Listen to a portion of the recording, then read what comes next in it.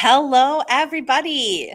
Hello, hello. Thanks for joining us here today. I am Dr. Cindy Banier, and I'm here with my co-host, Sean Hartman. Good to be here. Good to be here. That's right. And this is a Democrat and a Republican walk into a bar, or hashtag DVR in a bar. DVR in a bar. That's right.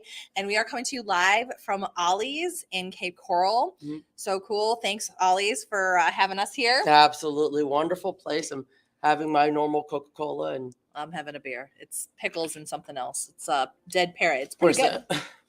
Very simple folk. Very simple folk. Very good. But yeah, this is a great place to come hang out. They got live music. I just saw that they have a hot hot sauce karaoke contest coming up, What? which sounds like so much fun. Now, is it like you eat?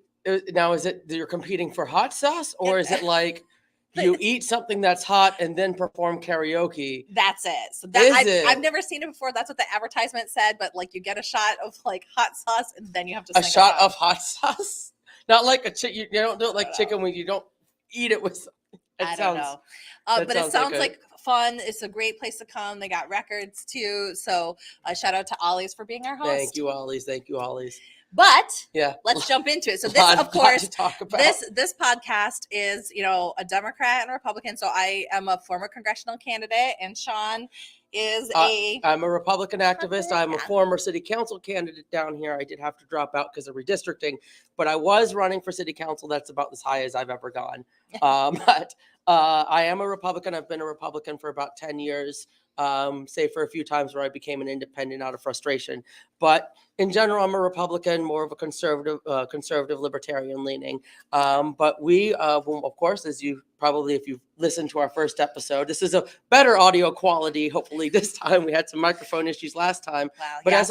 as I mentioned earlier, is like we were talking about this for a while because we don't get a chance in today's political climate to really talk about issues with both of us being as principled as we are, but respecting each other and in a civil way.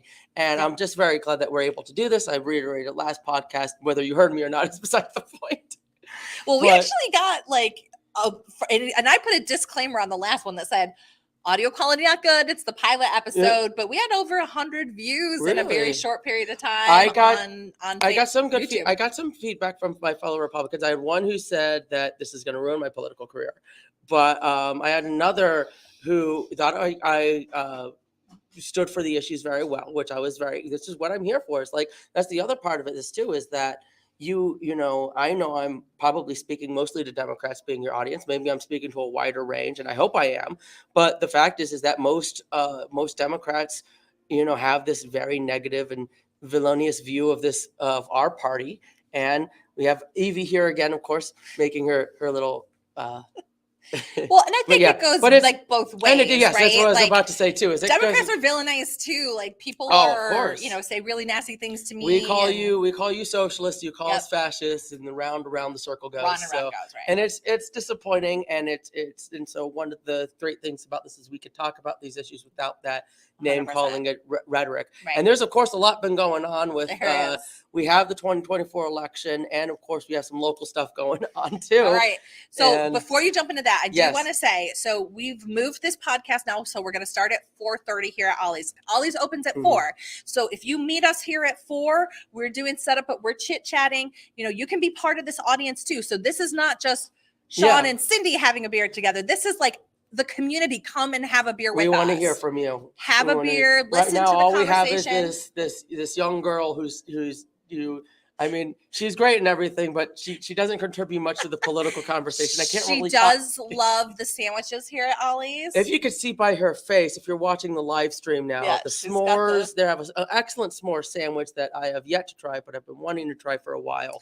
It looks very delicious, and they have a lot of interesting food here. Yeah, good. I was gonna say, join the conversation, and you could say, so you can come and stay for the duration of it. We'll do special questions and things like that. Yeah. We really want to make this a community dialogue. Yeah. And so that's why we do this part live. Yeah. And then we do have an edited version of the podcast that we do this every other week. So this, we had a Super Bowl in between here. So from now it'll be every other week. Now it's going to be every other week. We had a Super Bowl break. Yep. Right. And then we are going to have this be posted out on Wednesdays, the edited version, but it won't be the whole thing. So we still want you, if you're interested in helping us and supporting independent media and supporting people who are really genuinely interested in having a conversation across party lines, to subscribe to this podcast. Okay. And then you'll get access to the full video, any special editions we have, and you can be a special guest with us here in our audience as well. That I'm really excited about. I really want some people on both sides to start coming down and really, having a much more engaging conversation. For sure. So it'll be definitely interesting if we can get that going. So definitely please come down 4:30 every other Sunday. Yep. Or come here at 4. We'll be out here. I'll sign autographs if you want me to. I'm perfectly all right with doing that. But have a great. Okay, so yes, lots of stuff going on politically. Yes. All right, Sean, where are we starting? Oh God, because let's start locally. Because this has been taking up my entire week, quite frankly, because as many of you may know, or as I mentioned last podcast, is I report on what our Cape Coral City Council is doing. Right. And wait, shout out to that. Where can they find that again? That's going to be, if you go on Facebook, Cape Coral Watchdog. That is where you will find where I semi-regularly post. I'm not always as good as I should be. The articles itself that I write, that I post, go on Cape Style Magazine. Okay. And so that's where they're published. So if you go to Cape Style Magazine, that's where you can find the Council Watch reports. This week has been hectic. And I want to give people a bit of background, because there's she's sipping her beer right now, because it's been dramatic with what's been reported, but there's a lot of backstory before it that I think has been lost to it because of the sensationalism of the headlines. So for what's been reported. Let me give you the overview. Yes, and then Sean can give you some details. Yes. And then I'll give you my response. So what we know is that the Cape Coral City manager has been fired by the city council. Cape Coral, by the way, is what we call a weak mayor system. No, council manager. We're a council manager form of government. Council manager, okay. So some of us, myself included, want us to be weak council mayor. But that's an entirely different discussion. But we have so there's the mayor, but then there's also a city council, a city manager, right? Yeah, who's appointed by the city council. Who's appointed by the city council, who's in charge of basically the operations and the management of the city. He's effectively the executive branch. He's the quote unquote president of the city, if you will. Yeah. So he was fired. And he put out a letter with very serious allegations against the city council of racism and homophobia. So that's the context that everyone's getting now. What has been missed is over the past, not just recently when they decided to not renew his contract. That's where it started. But even before that, and the reason I'm hesitant to believe what the city manager is saying. Now, I'm not saying that what he's saying isn't true. What I'm saying is that I would need more evidence to know these are very serious allegations, and the city council, for their part, has hired an independent investigator to look into these allegations because they're serious. But the fact of the matter is as I've been reporting for the past 2 years, the city manager has lied to the city council before. And this is, so I can't trust what he's saying at face value, especially since this is really coming off as a disgruntled employee angry that he had his, essentially what had happened first. And if you go to the Cape Coral Watchdog Facebook page, you can actually watch a very, very badly recorded live stream of the meeting, because they weren't recording it. So I had to put my phone in my pocket to record it. But it was an hour-long meeting. About 30 to 40 minutes in, they discussed the city manager and they decide not to renew his contract. That wasn't a termination. They were going to say they're letting him stay on until August. They wanted to part ways amicably. There was just disagreements in leadership, and it was to a varying degrees. You had some council members like Dan Shepard who have said very publicly that he's lied to him privately. And I have, again, seen him both lie and misinform the city council with different things and with different presentations. What he would do very often is try to control what the city council would decide. And so that's the issues there, but it needs to be, I do think that the city council is doing the right thing by properly investigating it. I do think we do need to know if we have members, elected members who are bigoted in any way. I think that's something that the public should know. But again, I take what the city manager says with a grain of salt. That's on my end. But yes. So I was going to say, I want to come back. I want you to explain to us the what you believe he's lied about, but I want to give the counterpoint from the other side of it. So the allegations that have been made by the city manager, of course, and I'll say I'm not somebody who's been as involved in Cape Coral politics as Sean, because he's over here in Cape Coral. I'm in Fort Myers, so I kind of I know that side a little bit more. We're different sides of the river here. So anyway, but I have seen it. I do know that a very, very staunchly right-wing conservative members of the city council were elected this time around. Yes, that's true. Many of them had campaigned on anti-wokeism and things like that. So that's what makes this particular set of allegations so believable. Let's say interesting. Yes, right. I was going to say, so there's two sets of allegations. Yeah, there's two sets of allegations. One I think is more believable than the other, but again, I don't want to say I believe them until I have more evidence. And again, like I said, the city manager is not as much as a trustworthy source. It'll be like me asking you to trust what Donald Trump says, in my opinion. But I'm not sure. I'm not sure if the city manager has lied as much as Donald Trump. That's a fair point. Okay. I will give you that much. I feel anyway. All right. Maybe actually, not by degrees, but I'll give and I do. He's not really that public of a figure.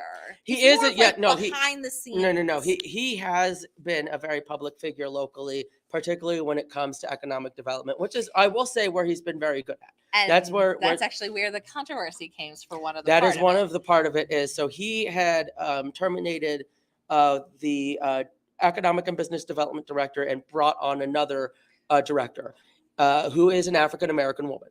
Now, he is with vague accusations. He doesn't name specifics, but he says that there were racially disparaging things that were said about her, and they were questioning her qualifications and whether or not she's a good fit for the city. From my perspective, it looks like, they're just trying to make sure they have a more qualified candidate. But again, this needs to be investigated. We need to see what's actually being said. And then you have where I think there's a little bit more believability is where there's a specific allegation against Mayor Gunther and a specific allegation against Councilman Shepard, both involving the LGBTQ community. And I'm not really going to repeat them. You can if you want, but they, again, this is something that I feel like needs to be investigated. And I hate to be one of those. We have to wait till we have all the facts, but that's sort of where my position is here. And I agree. Crystal was talking to me about it and how I do have to be objective on this because of, I am personally close to some of these council members. But again, my initial criticism comes from my distrust of our current city manager. So that's where I start at. That I'm not going to dismiss the allegations outright because if they're true, then they're true. And then we need to have those brought to light. And let me say, I think that doing an investigation and everything is 100% warranted in this case. Oh, yeah. And to add to that, the letter that was sent was a legal letter requesting whistleblower protection for the previous city manager because he brought these allegations and basically he pushed back against these allegations of discrimination. And let me add a little bit more context from my perspective as a Democrat on how that looks too. So the allegations with the woman who was hired in was a search. There was many people that were interviewed for the position and they had an objective rating system for that. She rated higher. The council apparently kept insisting that another woman who had less experience and had scored lower on that position evaluation, who was a white woman, they kept asking over and over again why she hadn't been hired. Now, the reason that this is also important is because council is not supposed to have a role in hiring. And that's also a part of the sunshine laws and basically the separation that the state of Florida has had around council versus administration in how things work here. So that was a little bit kind of worrisome. That's where I did see that where I would sort of push back on that. And again, that a lot of that also comes from the council manager form of government. But and it's true, you can't really have the city council really involved directly with personnel issues, because then you politicize those personnel issues. Right. But at the same time, I do think the city council, obviously, as our elected body, has a voice and has a say on who he appoints. And that's where, he's obviously coming in to consult with them, talking to them about who he's wanting to hire. And so, yes, I do think they have a right, and I would say an obligation to the people that elect them to voice any concerns that they may have. And whether or not these are based on race or not, that's where the question is. Yeah. Is, are these based on race, or were these legitimately based on qualifications? And here's where the vagueness comes in. And this is where I think there's a huge chasm between conservative and liberal views on this, right? Okay.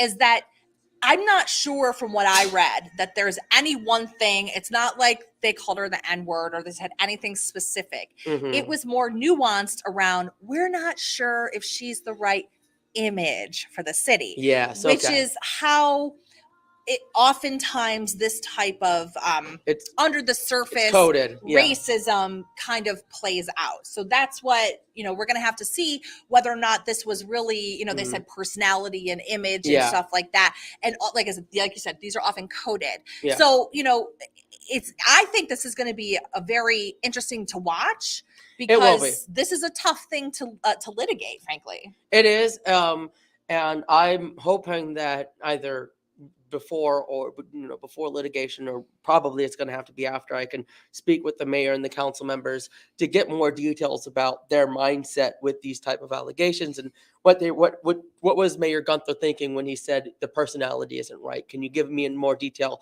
And I do want to hear from staffers as well, if there are any who've had these allegations. Again, I do, like, even though I'm coming from this from the perspective I'm coming from, I'm not dismissing these allegations, and I do want to know the truth. And that's where my reporter hat comes in. It's like, okay, what's actually happening here, and what can I find out? So I've been doing my own digging, and I'm hoping to have a few reports out, one on the city manager and sort of things he's gotten right, things he's gotten wrong. And I've already, or I'm going to be petitioning for the individual reviews, the performance reviews. Okay. Because that was one of the big discussions. Was, okay, you give him a performance review, he has about a 3.5 performance review. Why wasn't any of these issues addressed in those performance reviews? So I want to see if Dan Shepard brought up the issues that he brought up, and Keith Long. Keith Long apparently had the lowest performance review, so I'm sure he did. But I want to see what they said in their performance review. Now, the big thing is though, with all these performance reviews and using the performance review as a whole, is you had 2 city council members switch, and that in and of itself has really changed the makeup of the council. Like you said, you far right conservative, if you will. And I wouldn't. Yeah, I mean, Patty Cummings is conservative. Bill Steinke's conservative. So they. I am just, again, like I said, I'm interested to see where this investigation goes. And at the end of the day, my thing is the truth. And if these are true allegations, again, this comes into the issue of what should they do politically. And I think, well, with Dan Shepard, you have his election coming up next election cycle. And then the Mayor Gunther is going to have to decide what he has to do too, because he has to run. I don't think either of them are going to resign. I think they see this as a conservative enough city that they can ride this out if these allegations are true. That's right. And so let's talk about the second part of this, which is the basically the LGBT discrimination, right? And so this was about, there was 2 circumstances with women who were lesbians, and their performance was called into question. And there was actually, in this circumstance, there seemed to be more actual quotations and stuff that were said about how do we want the city to be represented by people who are LGBT.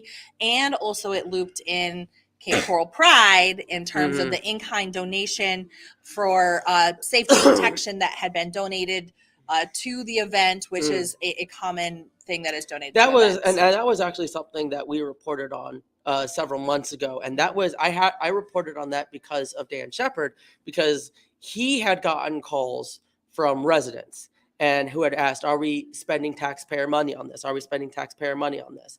And he asked the city manager, and the manager said twice no. And it turns out we were mainly for police protection, and there was additional spending that was paid back, either through volunteer hours or through finances. All this I covered in the story. And then there was a second part of the story where it was whether or not the decorum there when it comes to some of the people who are wearing certain things that, quite frankly, like I thought were a bit over the top. And it wasn't even for me an issue of trans or anything like that. Again, I have no issue with pride. I have relatives who are trans themselves. But and when I spoke to Dan, what he told me was like, I wouldn't want someone at Cape Coral Bike Night wearing a G-string either.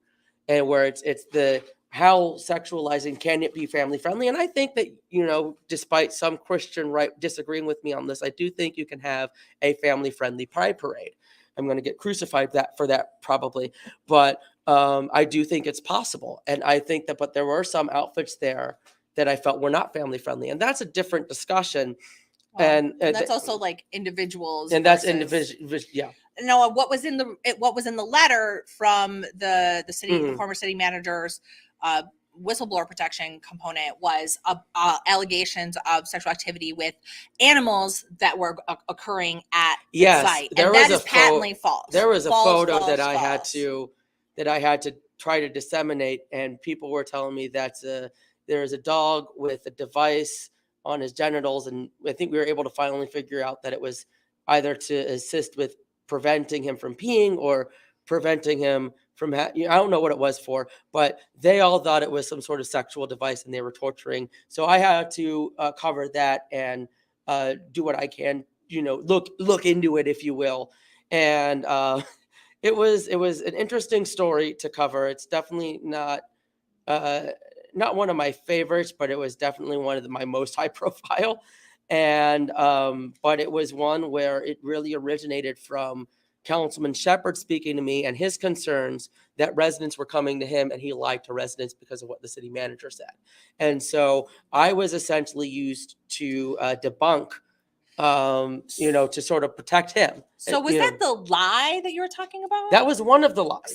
No, but that's not. Does that sound like a lie, or does that sound like that wasn't a misunderstanding? It may have been a misunderstanding, but that's not the.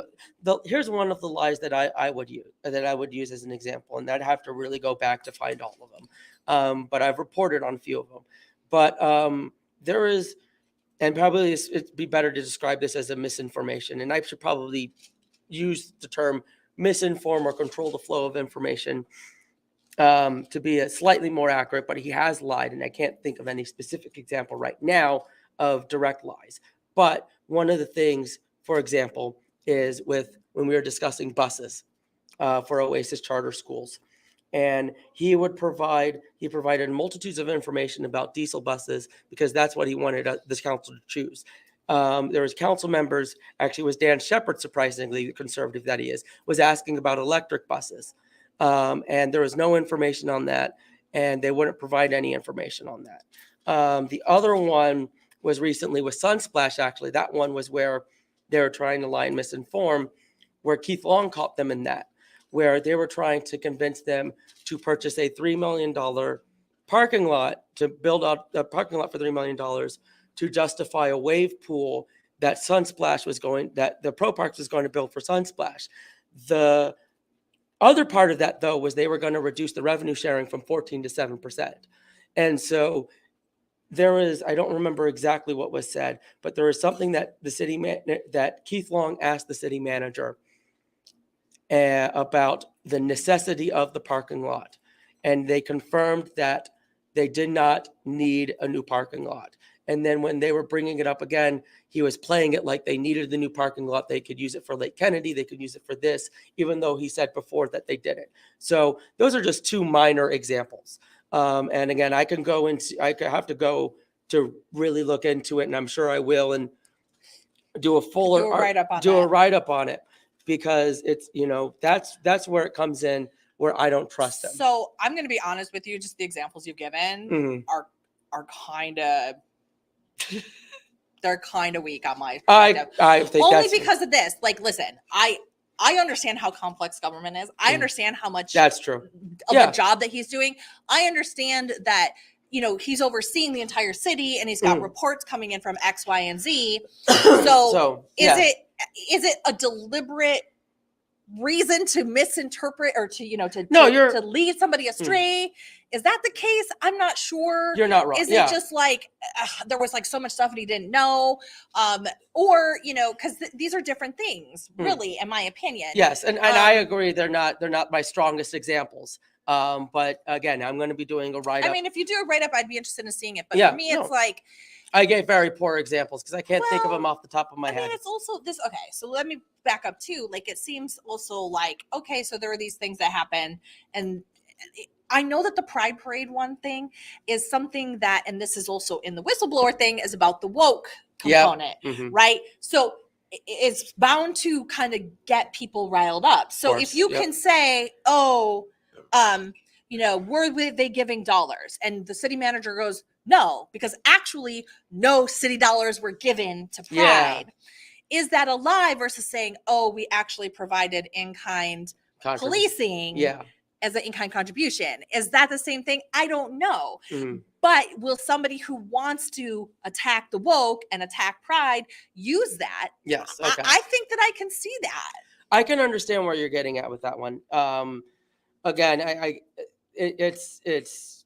would have to go into my past articles to really get a full list of what sort of misinformation issues. And I will pull back on saying that he lied.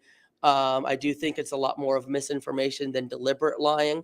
But again, I personally do not trust him from his past, and considering the fact that this is happening as he's being terminated, as he's being, and it wasn't even that he was being terminated. We were trying to leave on good terms. And it's not like we had any ill will toward the city council itself, at least the mayor didn't have any ill will, and the city council collectively didn't have any ill will. They wanted him to end his term and then be done with it. And the reasoning had nothing to do with the things he was saying. And again, if you go to the Cape Coral Watchdog Facebook, listen to their reasoning behind it. It is, you have Patty and Dan and Keith all saying that he has historically lied. And then you had John Gunther, the mayor, saying that he doesn't feel like he's just average, and that we need someone who's more than average, who's exceptional. I mean, listen, so previous city manager for Cape Coral had actually gotten run out of Michigan. And we hired him anyway. So. Yes. Yeah. No, John Sherlock wasn't great either. I like the guy that we have for our interim city manager now. I'm being told he's working very hard already. He's been here for a while in Cape Coral. He knows the city. So I'm very satisfied with that. Again, I want to see where this plays out. Is the answer, though, that he's working out because he's just capitulating to council? Is that why he's working out? No, I think he's working out because there was a lot of things the other city, the Rob was neglecting. That was the other issue. So we had issues, for example, I don't know if you were aware about how many of our city workers didn't have air conditioning in their trucks. And this is something that they were working on to get fixed. And then they had to fix, and then they're buying new trucks, and then that's taking a long time because of supply chain issues. But meanwhile, our city workers are suffering.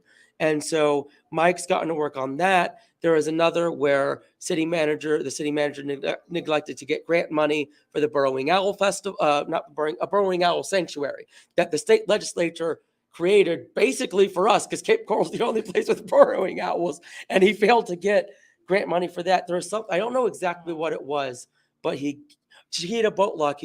That's something that's been argued with for a while. He got the permits to get that removed. I don't know the environmental aspects of all of that completely, but I know that's been a big issue. It's a tough one. So, okay. So the one last thing. So I, want to kind of close out this. We'll wait for the thing. But the one thing I do want to say is that we don't know how the whistleblower component's going to play out. However, if he's granted this whistleblower protection, it's going to be a very interesting kind of test case in, the anti-woke Florida to have this, employee have whistleblower protection or not, and what that allows in terms of the legal repercussions for it. That is kind of like, that is, and I'm not fully familiar with federal whistleblower law. So that's where I'm kind of confused too, because what is he claiming protection from exactly? Like retaliation and firing?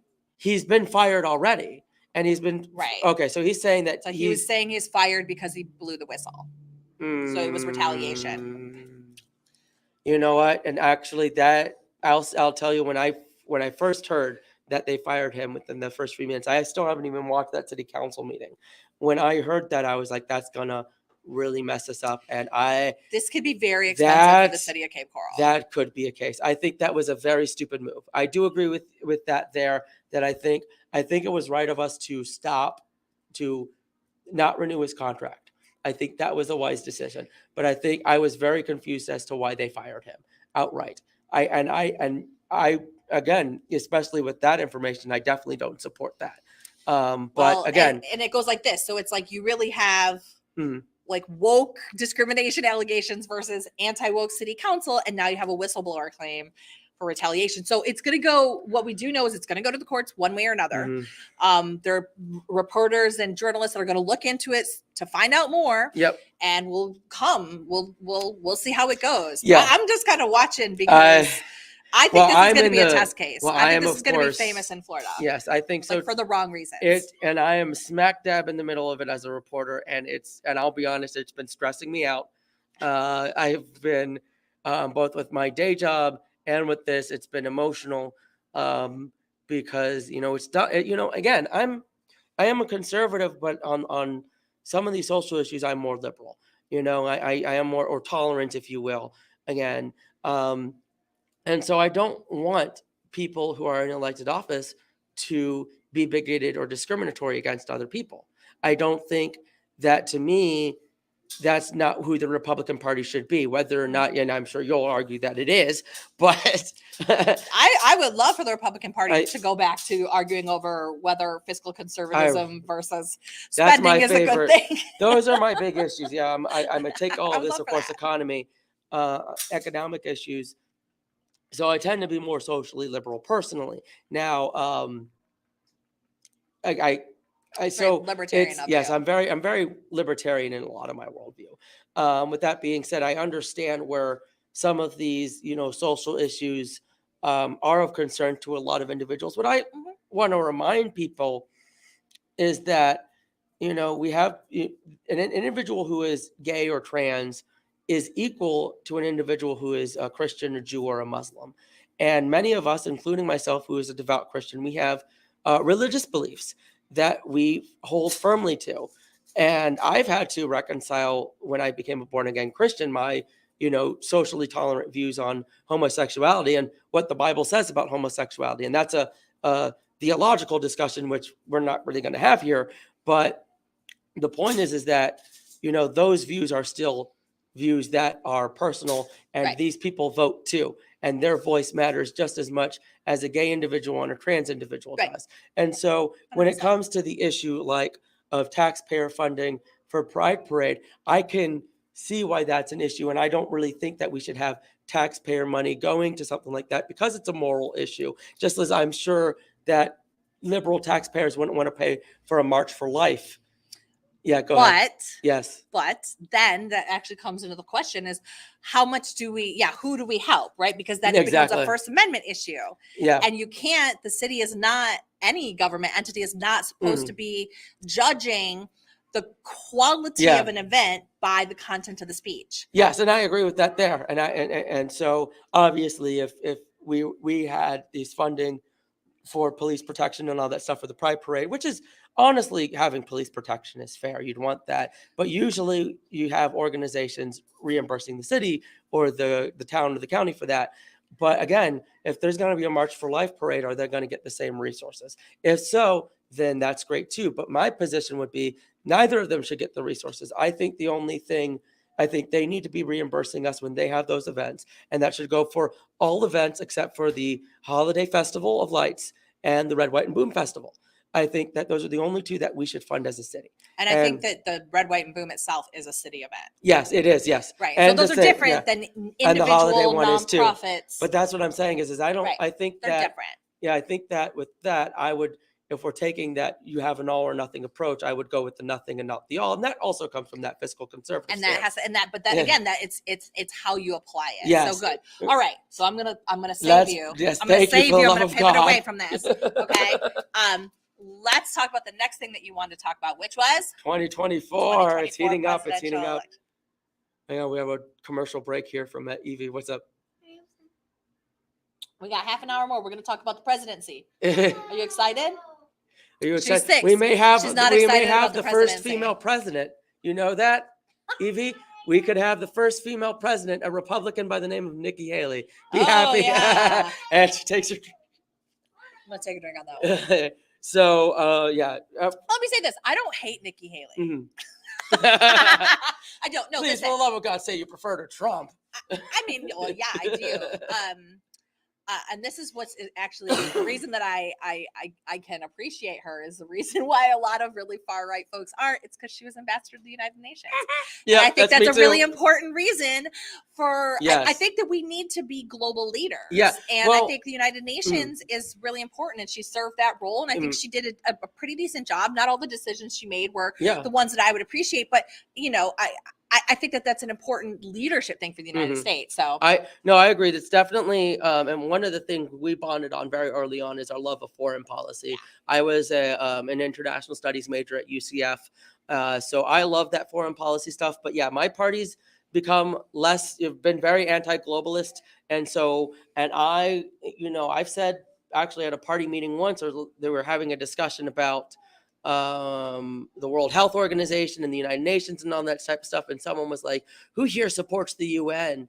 I like sarcastically, like, who would support it? And I was like, me, because what the UN is supposed to be is an organization where we as individual sovereign nations come together and find ways that we can cooperate internationally. The UN is, and I remember going when my first trip to New York when I was in elementary school, I was shocked at how weak the UN is. And now I've grown up and I've become a conservative and I understand the value of national sovereignty. Yes. And that's why it's designed in the weak way it is. 100%. But I'm a big supporter of the UN, and the presidency constitutionally is a foreign policy role primarily. 100%. It's supposed to be foreign policy and national policy. Most domestic stuff is supposed to be handled by the states. Congress, so she has very strong diplomatic credentials. She has executive credentials with her governorship as governor of South Carolina. I think she has the ability to. I think she has the ability to, broaden our tent and get more young people, more minority voters into the Republican Party, which obviously I believe is important, and a lot of Republicans believe is important. I think it's going to be interesting and how many people come into this race, because I am hearing now that Ron is going to run, which I said in the previous episode, there's no way he's going to run. I said, there's no way he's going to run. There's no way. The Democrats just made that up. Democrats just made it up. Said. I was so wrong. No, I do now have it on good authority that he was thinking about. So I may have been right when I said it, because maybe he was thinking about not running.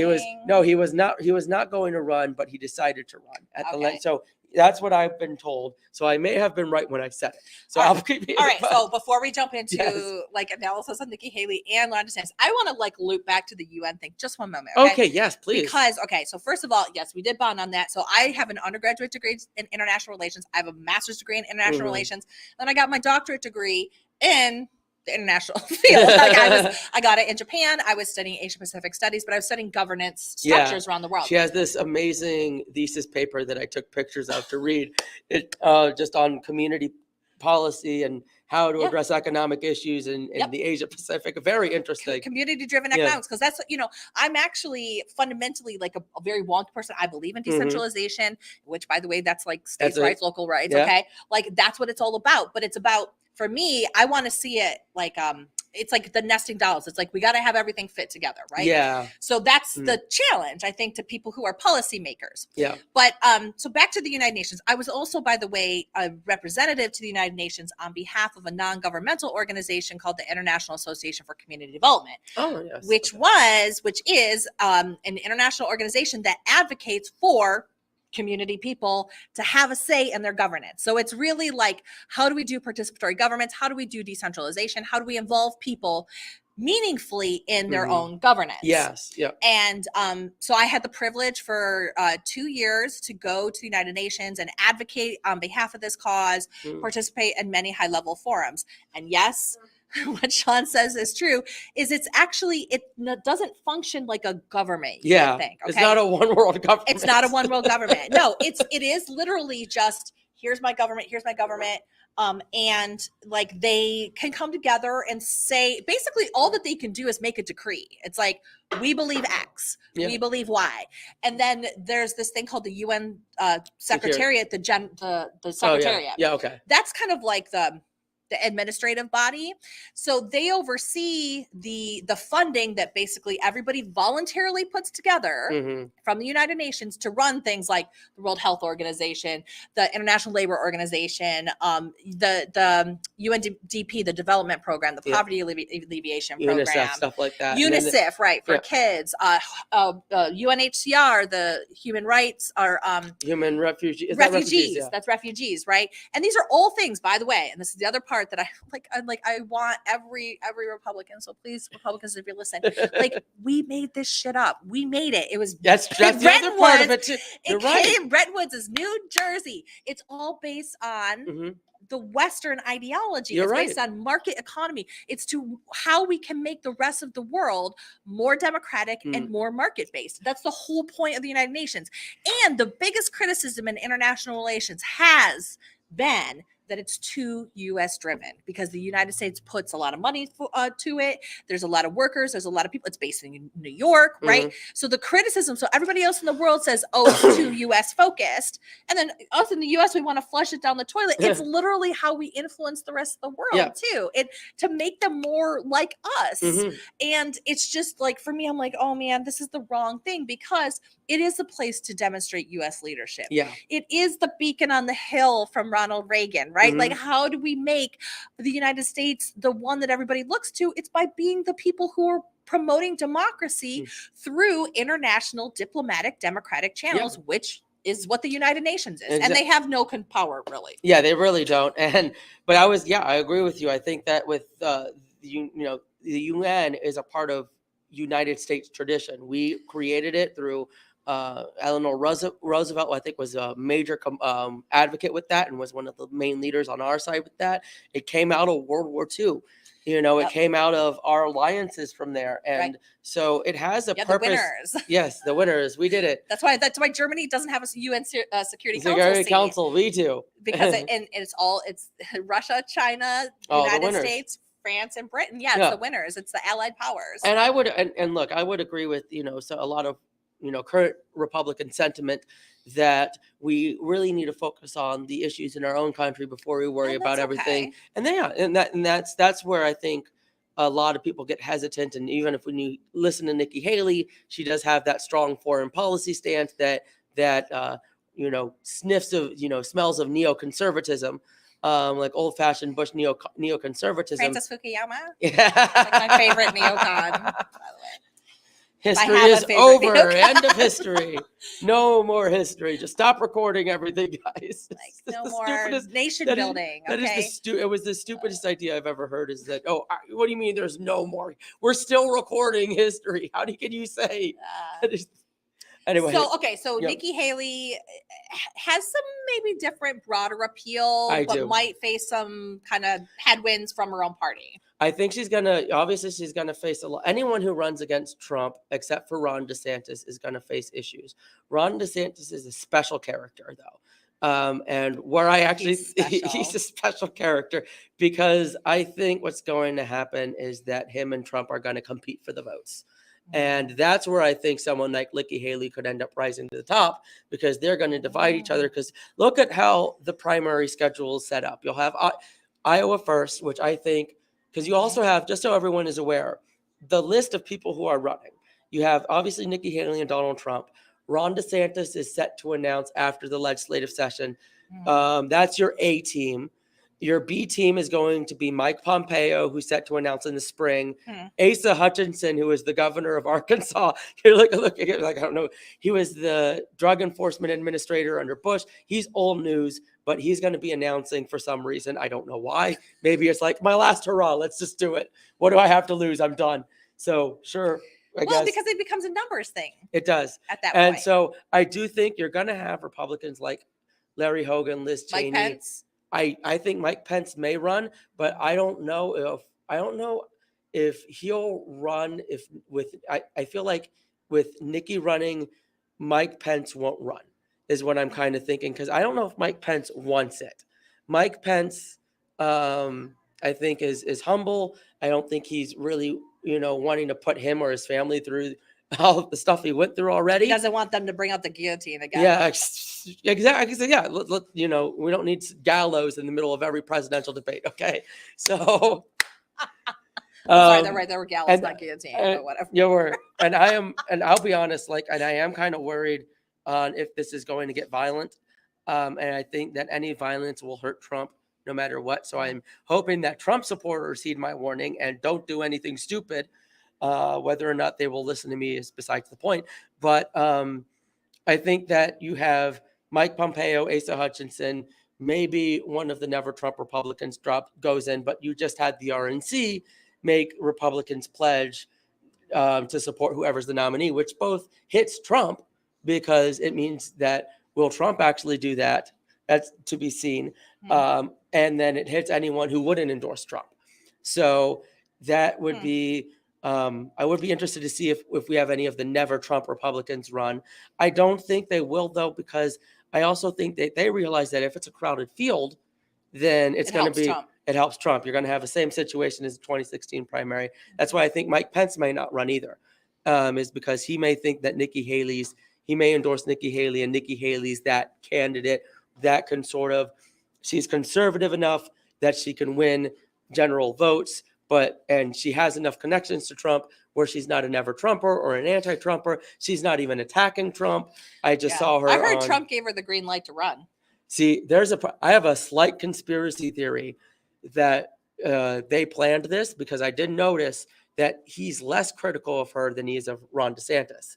And so I have a bit of a conspiracy where she's running to steal votes, and then they're going to run on a ticket together. I don't know if that's a conspiracy. I think that's more like that's just politics. That's what people do. Oh no, they will. They'll run. They'll not run. They'll put different people in. Yeah, because there is like they're auditioning for different posts. Yeah. Well, and the common thought is that the more people that run, it's going to favor Trump, not only because he has a bigger center of gravity, essentially, but that, like we see when there's a huge primary, you need less votes ultimately to win. Yeah. So Trump having that consolidated base is not really going to be able to, no one else is going to be able to compete, especially if everybody's taking a piece of the pie. Well, the only one who'd be willing to be able to compete with Trump's base is Ron DeSantis. And so that's what's going to happen is DeSantis getting in pulls away at his base. So it'll be very interesting. So that's where I'm seeing, and that's assuming that there's no dirt on DeSantis. I've been hearing through the grapevine that there's some stuff like Trump posted some photo. We've all heard some things secretly. If we're all of us politically connected in Florida, have heard rumors, but nothing that can be definitively proven. Though Trump did tweet truth out, I guess. Truth out, is that what it is? I don't know. He truthed out a photo of Ron DeSantis when he was a high school teacher drinking. I put that out too. You put that out too. Whether or not that's real or not, I don't know. But that again, and everybody's seen that. There were allegations. There's more. Yeah, there's so there's more. So like his sister's missing, and I didn't even hear anything. There's about all sorts of stuff happening in Tampa. Yeah. So you may not only like women. Anyway, no, that I didn't hear. Out. That I didn't hear. We'll but it will be interesting again. So that's where I'm also interested in, where I kind of think that he may still not do it in the last minute. If like Trump or Roger Stone probably comes over, is like, look, Ron, because Roger Stone, I will say, I know I've met Roger Stone. I've spoken with Roger Stone multiple times. He hates Ron DeSantis. And so it would not surprise me if he has the dirt and he goes over to Ron. He says, Ron, if you run, I'm leaking all of this. You're done. You hold off, wait. And the wise thing for him would be to wait till 2028 or 2032. But fascinating. That's my thinking of it. So the Democrats are just sitting back going, have fun, y'all. Oh yeah, you guys see. This is the benefit of you guys having Joe Biden. Everybody's like, yeah. Yeah, and even though I hear like all these stories, like, oh, Democrats don't want him to run because of his age, I don't think that's as widespread. I think that there's not enthusiasm for Joe. Right. It's more like, we'll vote for him over Trump. Yeah, exactly. And NPR did a really cool study on this recently. And it's just like you said, it's like there's people that are like, maybe I'd like somebody else. Yeah. But if it comes down to it, Democrats are voting for him 100%. But that's where I think Nikki Haley could be a strong candidate, because I think she can pull some of those Democrats who are not enthusiastic about Trump, but who may be more open to a Republican that can speak to them. And so I'd be very interested to see if that pulls off. My thinking is this, though. So, because what we also have to remember with these primaries is it's like a race. It's a step-by-step race. So you'll have Iowa, where I think Pompeo will probably get good numbers, and Trump. And I really don't know how Iowa's going to play out, honestly. And quite frankly, Iowa tends to pick someone who ends up losing. So I try not to pay too much attention about Iowa, if I'm being honest. But with New Hampshire, I think New Hampshire is going to be a good case study, because one, if the Democrats remove change their primary schedule. Okay. So South Carolina is going to be the first one. So already you're going to have two different primaries for Democrats and Republicans in New Hampshire. Those are open primaries. So you'll have Democrats and independents who will be able to vote. So you'll have two things happen. One, you'll have the Democrats who want a good chance for Biden vote for Trump. So they're going to boost his numbers. But I think you're also going to have a lot of moderate Democrats and independents vote for Nikki Haley. I think that'll give her a strong showing there. And of course, she's going to have a very strong showing in South Carolina, because that's her home state. By the time you get to Florida, Nevada, and Super Tuesday, she'll have enough delegates to be sitting comfortably with. Then you'll have Trump and DeSantis competing each other and basically fighting over the other delegates, and she'll have the leftovers and winning, northeastern states, western states. And I think that's where she ends up coming in with a victory at the end, or we have a hung convention because it's too divided that way. That's also a possibility too. And then it becomes how do the delegates vote and who has the best delegate game, at which point I think both DeSantis and Nikki could fare very well there, depending on their strategies. So that's what I'm thinking. That's where I think the direction is going to go. But as I noted before, I said that Ron DeSantis wasn't going to run, and apparently he is, and I have been wrong so many times before. So don't take my predictions. Listen, this is the best that we can do. Yeah. And you're in the game. You see the people. You look at the polls. You look at what analyze you're based on what you know.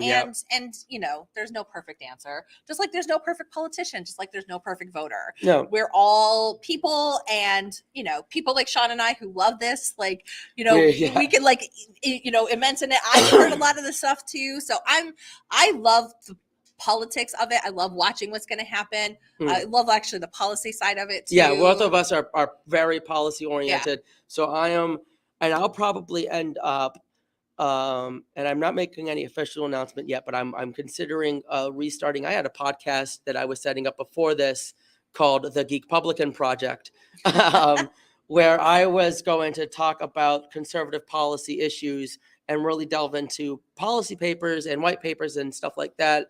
And I only did one episode. You could still find it on Spotify. It's on Bob Dole and Bob Dole's 1996 presidential. Yes, it was right after he passed away. So I did a video about his 1996 acceptance speech for the Republican nomination. And it was beautiful. It was definitely not something you'd hear today from a Republican candidate, but I love Bob Dole on Saturday Night Live. Oh my God! Yes, he referred himself as Bob Dole. Apparently, had this tendency to speak in Bob the third Dole person. Bob Dole doesn't know what he's talking. Bob Dole will not stay. Yeah. But what was funny is he was able to kind of joke on himself. and go on Saturday Night Live with it. So yeah, I always will respect Bob Dole for that. Yeah, Bob Dole was a very honorable man. That was what a lot of his speech on the 1996 convention floor was about. One of my favorite quotes from him is, what are we about? I'm paraphrasing, I don't know the exact quote, but the main part is, what are we about in this country, wealth or honor? And it was very much attacking what James Carville was talking about. It's the economy, stupid. Well, it's not just about the economy, and where you get a lot of these culture war issues is how our society is when it comes to everything from education to crime to substance abuse and stuff like that. Those are issues that matter too. And he talked about it very well in a very dignified way. So I had a lot of respect for him, and I was very upset when he died. And so I did a podcast of that and then never followed up on it. I was even on Diamond and Silk's live stream promoting back when Diamond, right, was the one that, back when she was still his last. So I was on there and I promoted my podcast, and we were going to do an episode on Mike Pence's freedom agenda, and they went off on Mike Pence. It was bad. And I never did that episode. But and I wanted to do one on the 11-point plan that Rick Scott had that he had to update. Scott just got his ass handed to him in the State of the Union. Now, he had to take out the Social Security and Medicare. So score one for Dark Brandon. I do want to say, though, because, yes, that was worded very poorly in the pamphlet, but we're almost done. The thing with the pamphlet, because I agree, it definitely should have put that in there. But he did say, I think a week or two after on one of the Sunday talk shows, that it wasn't going to include Social Security or Medicare. I remember watching that live. So, but you're right. It definitely should have been clear in there from the get-go. It was kind of stupid that it wasn't. And that, quite frankly, and I posted it on Facebook, that was the only legitimate policy proposal that Biden was talking about. Everything else, whether it was like Mike Lee or Ron Johnson, that was them floating ideas, which politicians do all the time. And some of them are stupid and they realize they don't stick. It's like a comedian trying out a joke. Oh, that doesn't work. We don't use that. And sometimes you have to do that from time to time. And Mike Lee in particular, of course, being the super libertarian that he was, obviously had that position, but a lot of them reversed on it. Even Byron Donalds has talked about cutting entitlements, but I think that we should get into that. That should be another episode. Yes. Because we got a lot to talk about that. Okay. There's so much. So we are coming to the end of our time here. So thank you so much. Absolutely. For joining us here today. Come join us next time. Yeah, join us. You can tell me how wrong I am to my face. Or how wrong Cindy is to my face. Come join. Have a beer, have a chat. Obviously, look, Republicans and Democrats can sit and have a conversation. Mm-hmm. We can think and we can listen together. It's totally possible. So let's do more of that. Come and join us. Thanks to Ollie's for hosting us. Come and see us every other Sunday starting, this weekend and every other one. You'll see it on our Facebook page on Big Mouth Media. You can also follow us on bigmouthmediafl.com.